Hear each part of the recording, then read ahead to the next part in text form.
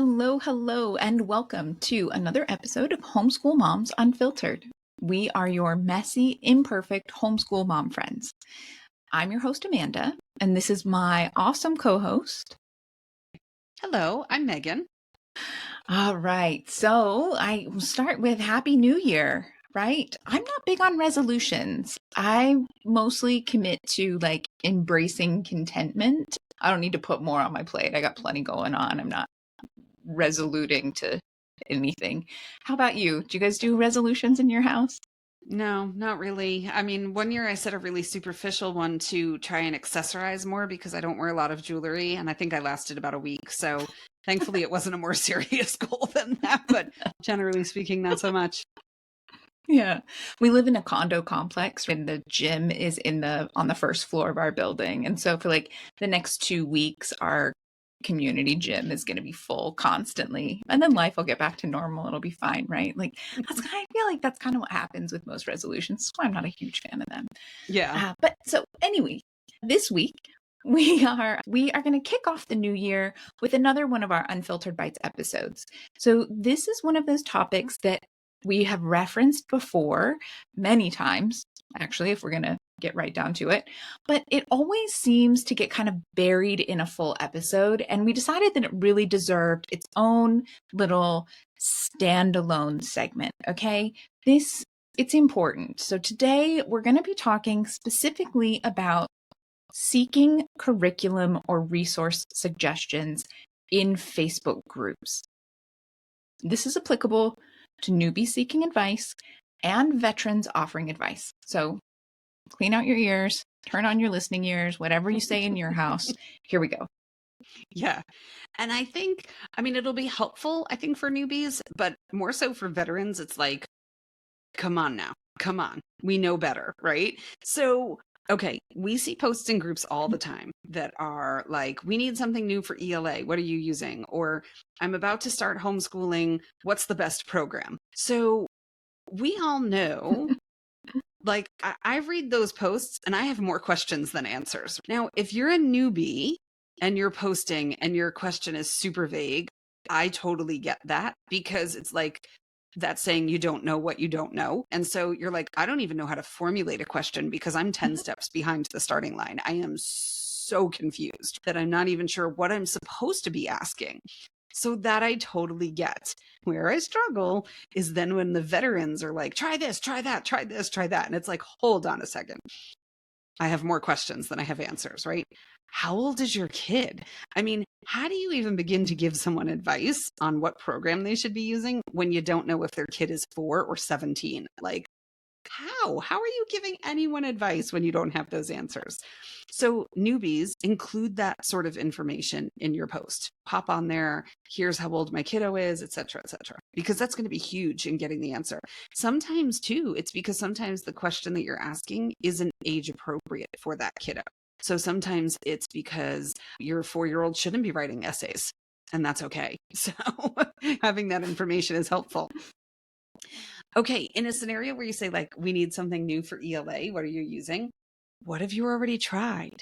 What have you tried, and why do you think it isn't working? What are the friction points that are making ELA a nightmare for you that make you think that you're looking for something new?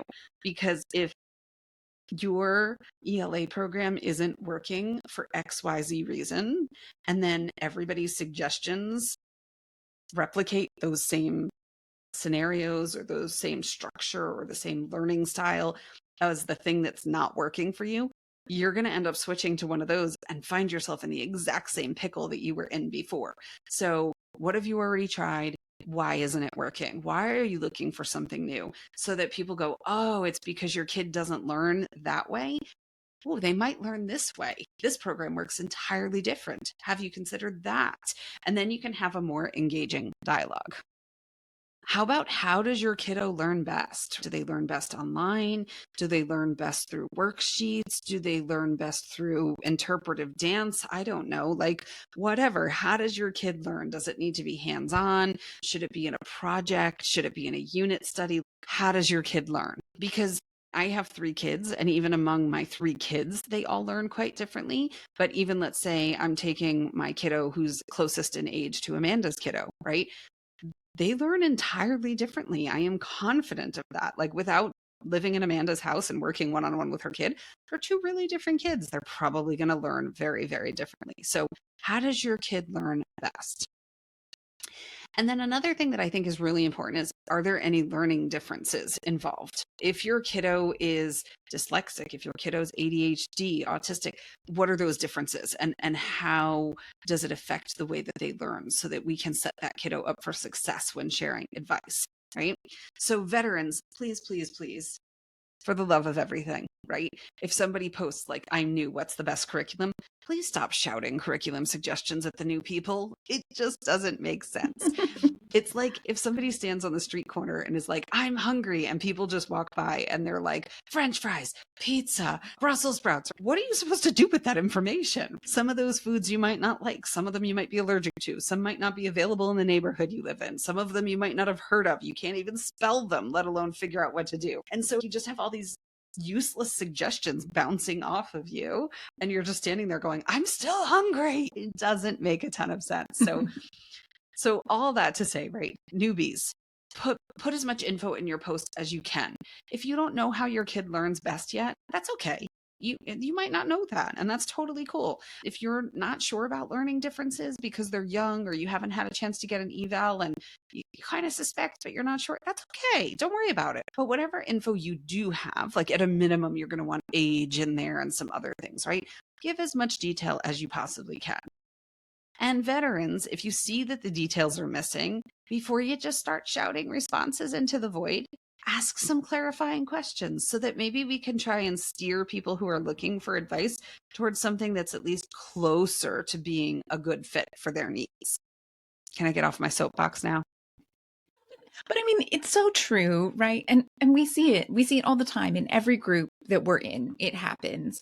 I just not that long ago, some mom came on and she was like, "Oh, we're thinking about trying Beast Academy for math because my kiddo really doesn't like math and he's not very good at math. And we heard that Beast Academy has these fun comic book math books." And it was like, "Okay, hold up."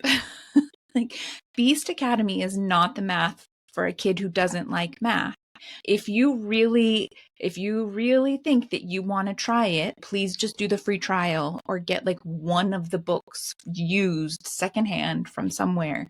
But I don't know who gave you that recommendation. Clearly, it came from one of these, like just shouting into the void without having all of the details, because no one who knows anything about Beast Academy math is going to be like, this is the perfect math curriculum for a kid who isn't any good at math and actually really hates math. Like, it's not a good fit. It's going to make your homeschooling miserable. It's going to make your kiddo miserable. It's going to make you miserable. And nobody wants that. We don't want that for you. That's not success. Yeah.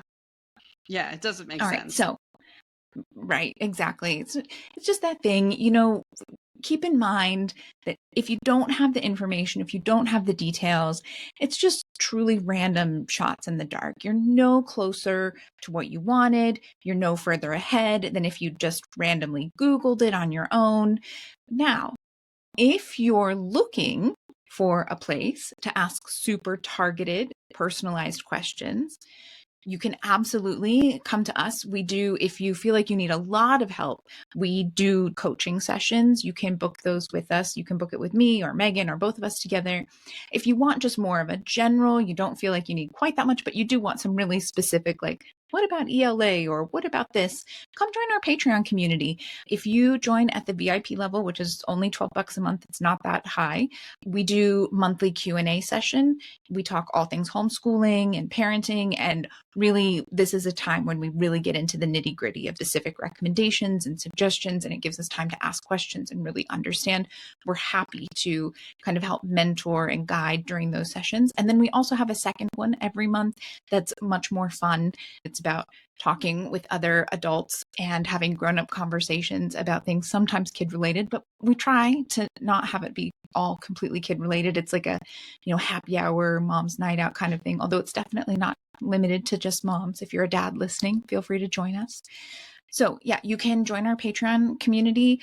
We do have Our membership's on sale for just a couple more days. If you're listening when this drops, the sale is through January 4th, 2025. You can get 50% off your first month of your membership. Just use code BITE50, that's BITE 50, and put that in at checkout. You'll get that 50% off your first month. And then, yeah, if you need help finding it, there's a link to our actual Patreon in the description, in the show notes kind of thing. And then it'll also go into the benefits at the different levels. You do get a community study and You get a unit study. Goodness gracious. The unit stages they're really great. And they focus on like a themed thing that relates to each month. And then we do have, like I said, these community building opportunities in the VIP level, which again is only $12. So, our version of VIP. But yeah, we would love to see you there. And when you said community study, I was like, was I supposed to build a community study? What am I doing? What did I miss something? I think I've screwed up. I missed that. We're good. Unit studies we can do. We got those done, right? Oh my goodness. All right. Well, that is all for us today. We'd love to invite you to join us on social media, wherever you hang out. If you're on Instagram, TikTok, Facebook, all of the above, we have a business page on each of those where you can check out clips from the show and just other miscellaneous things. We've also got a Facebook group. You can search Homeschool Moms Unfiltered and find us there, where we chat homeschooling and life and travel and food and kids and whatever, TV, books, whatever.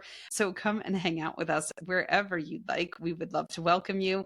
We hope to see you there. And in the meantime, happy homeschooling. Yeah, have a great one.